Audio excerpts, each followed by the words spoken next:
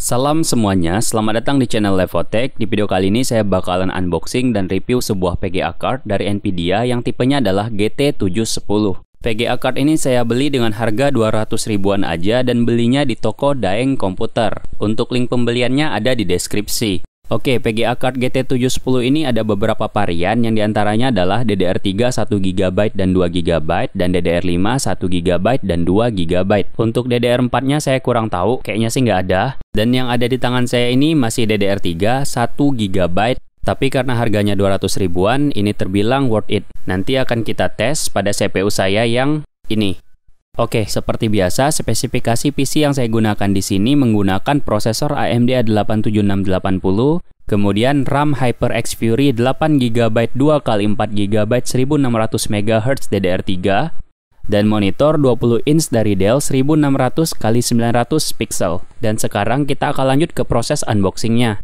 Oke, jadi ini dia paket VGA card GT710 DDR3 1GB dari Daeng Komputer. Ini paketnya masih belum saya buka, cuman identitas penerimanya aja yang udah saya buang. Dan kita akan langsung unboxing aja paket VGA card ini.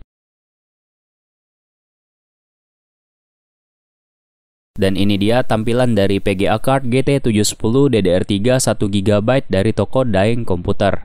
Model seperti ini adalah model standar dari PC build up ya. Jadi VGA card ini adalah copotan dari PC build up. Tampilannya memang udah khas seperti ini, berbeda dengan VGA card dari brand-brand terkenal seperti Asus, MSI, dan lain sebagainya.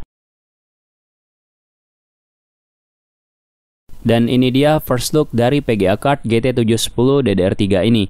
Di sini saya dapat unit yang lumayan mulus, cuman di sini ada satu aja yang agak ngeganggu, yaitu ada kayak bekas tinta gitu, ya kayak bekas tinta dari cap. Tapi ini nggak bakalan ganggu performa, jadi nggak masalah. Dan di sini juga ada satu tanda cap, mungkin dari hasil sorting gitu, untuk pengecekan dia bagus atau enggak. Dan sekarang kita akan lanjut ke bagian belakangnya. Jadi di bagian belakang ini hanya ada dua buah port aja. Yang pertama adalah port DSAP atau PGA, dan yang kedua adalah port HDMI. Jadi hanya ada dua aja ya.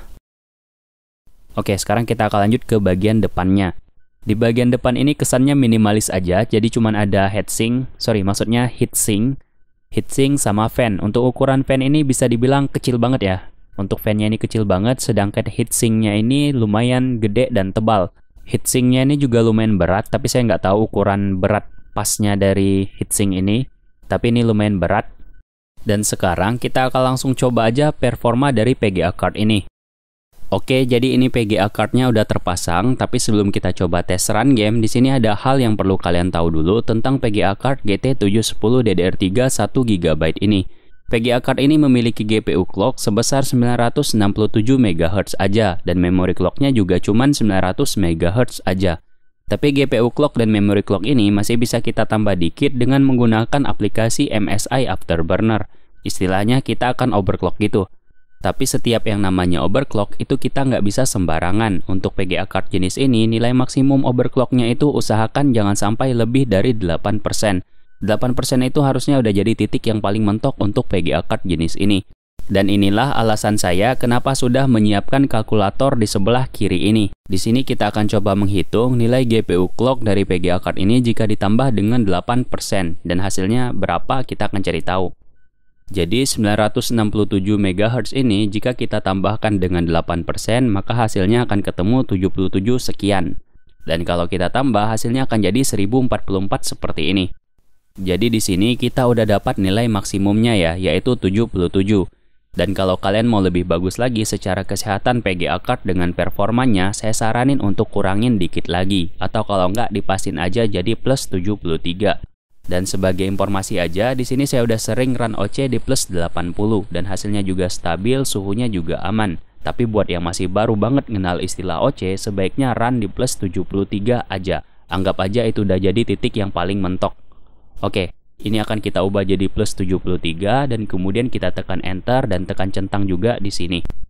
Dan kalau kita perhatikan di sini GPU clocknya udah berubah jadi 1040 seperti ini. Selanjutnya untuk memory clock, di sini VGA card ini hanya memiliki memory clock sebesar 900 MHz aja. Jadi 900 MHz ini akan kita tambah dengan 8% juga. Jadi 900 jika ditambahkan dengan 8% hasilnya adalah 972 atau anggap aja 970 lah. Cuman untuk memory clock ini saya juga udah sering run memory clock ini di plus 105 dan hasilnya juga stabil, tapi 105 itu adalah angka yang lumayan berlebihan bagi seorang pemula.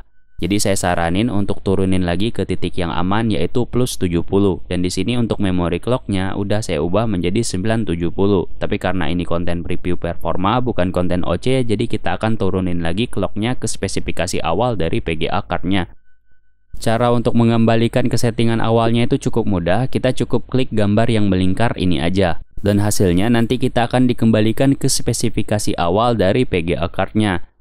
Dan sekarang kita akan coba tes run beberapa game. Untuk tes run game yang pertama di sini saya ada game GTA 5. Dan untuk game GTA 5 ini kita stuck di settingan rata kiri atau low. Di sini resolusinya saya pakai resolusi yang disarankan oleh game yaitu 768p dan saya nggak mau maksa PGA card ini untuk run di settingan high karena hasilnya akan ada stutter ketika lagi rame. Dan FPS-nya juga bisa drop jadi 20-an. Sedangkan kalau kita run game ini di settingan low, ya game ini masih bisa dimainin dengan normal.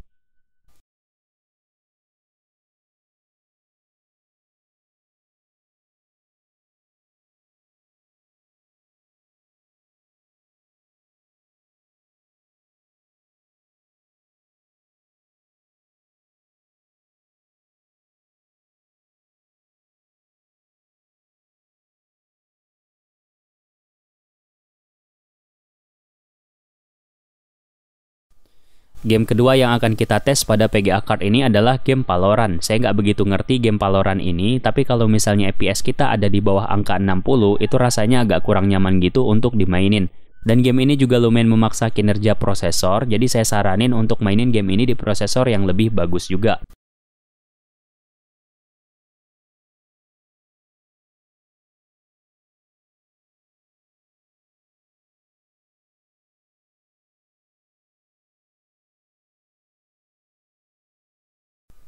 Dan selanjutnya game ketiga yang akan kita coba adalah game Dota 2. Jujur aja FPS dari PGA card ini agak sedikit di atas ekspektasi saya dan ini untuk settingan medium high. Jadi bukan low dan bukan fastest.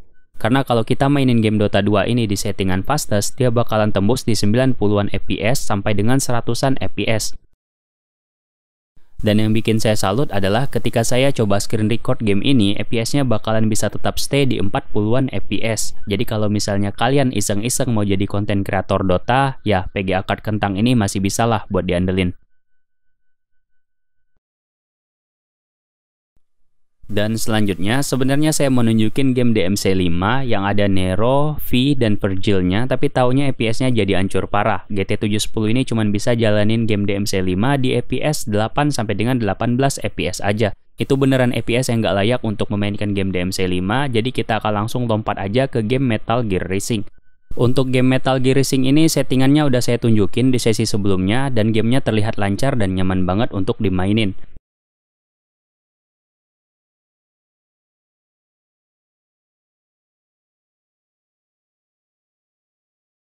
Dan di sini saya masih ada satu game terakhir yaitu game Sniper Elite Zombie yang settingannya saya setting di low dan FPS-nya beneran hancur parah.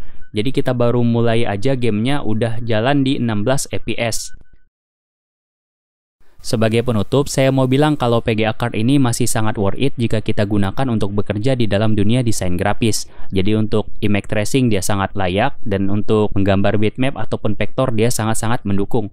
Oke, jadi sekian aja dulu video review PGA card kita kali ini. Kurang dan lebihnya saya mohon maaf. Sampai bertemu di video selanjutnya. Wassalamualaikum warahmatullahi wabarakatuh.